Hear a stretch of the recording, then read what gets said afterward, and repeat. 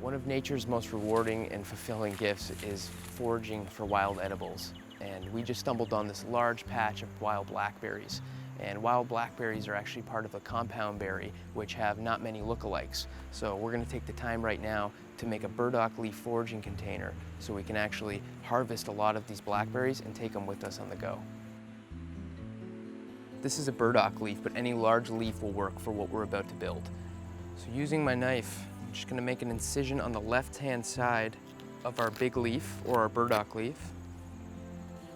And this is gonna allow us to fold the leaf into a bowl or a cup-like container. So the first thing I'm gonna do is take the left-hand side and bring it over to the right and pinch with my right hand. And then I'm gonna take the left-hand side again, bring it over, pinch with my right hand.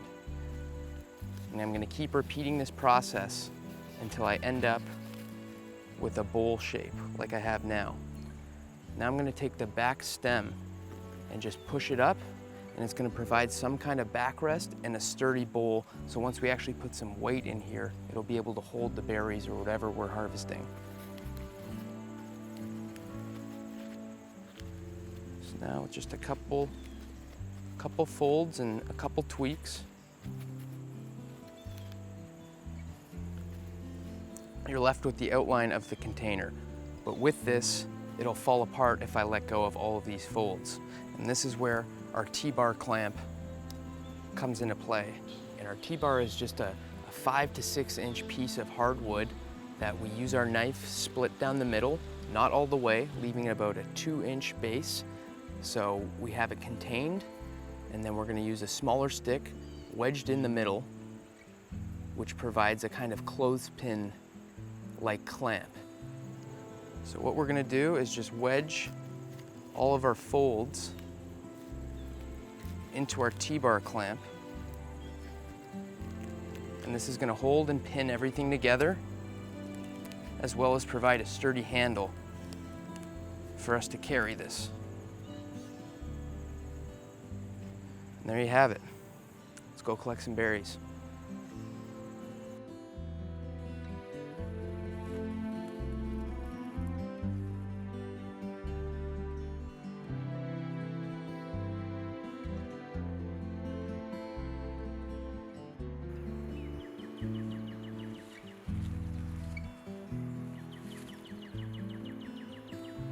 So this is our finished burdock leaf foraging container. And as you can see, it's holding quite a bit of wild edibles now. We've got quite a bit of blackberries to work with and eat. And you can see that the T-bar is holding in steady and provides a sturdy handle. And the leaf actually, while being pretty fragile, still holds and provides quite a bit of stability and support for almost a pound of blackberries. At the end of the day, you don't always have to carry in everything. Sometimes you can make from the land and it'll help you provide. So we've harvested all of our blackberries from the wild, and we've actually even picked up some peppermint to go along with it. But what we're gonna be showing right now is a means to preserve these fruits that have been used for centuries. So once our stone is nice and clean, I'm gonna slowly start to distribute our blackberries into the bandana. I'm just gonna fold it up, all 4 corners. I'm just gonna start processing and breaking up those blackberries. And in the process, you're gonna see all of that thick red juice. And this is the whole point of what we're doing. We're trying to dehydrate these berries and draw all the moisture out of the berries so we can actually put this either in front of the sun or in front of a fire and dehydrate it completely so it'll last a long period of time, a lot like beef jerky will. So you process a little bit, juice them up, and then just keep adding in. And if you have multiple containers, you can even keep this juice and ferment it, as there's tons of sugars, there's tons of vitamins, there's tons of nutrients in this juice.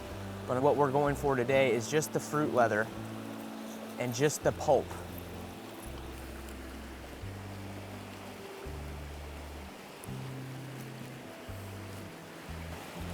And there we go, we got all our fruit in. And now we can really start to work this and get rid of all of those juices. And now carefully I'm gonna try and almost form this into a large patty. Then I'm gonna grab a rock, flat river rock, and I'm just gonna start working that fruit in. And this is really gonna get all the berries that you're not squishing with your hand through the bandana. This is gonna really start to process everything together. So now that I've processed these blackberries, 90%, they're pretty much ready to go. I'm just gonna do one of the final implements, and that is adding a little bit of peppermint.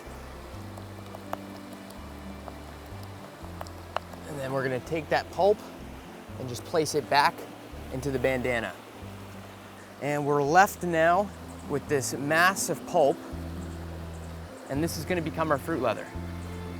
So now that we've got it processed under the rock, we've squished majority of the content out with our hands. Now we're gonna do the last step, and that's just continue to use the bandana to just drain all of those juices out. So now we're left with this pulpy ball of fruit mixed in with the peppermint, and we're gonna start making palm-sized patties out of it, nice and thin. That way, once we get it in front of a heat source, either underneath the sun, on some rocks, or on some rocks and around a fire, and the heat from either one is then gonna draw out all of the remaining moisture and leave us with a dried, leathery, almost jerky-like patty that will not only last for a duration of time, but tastes amazing and is full of nutrition.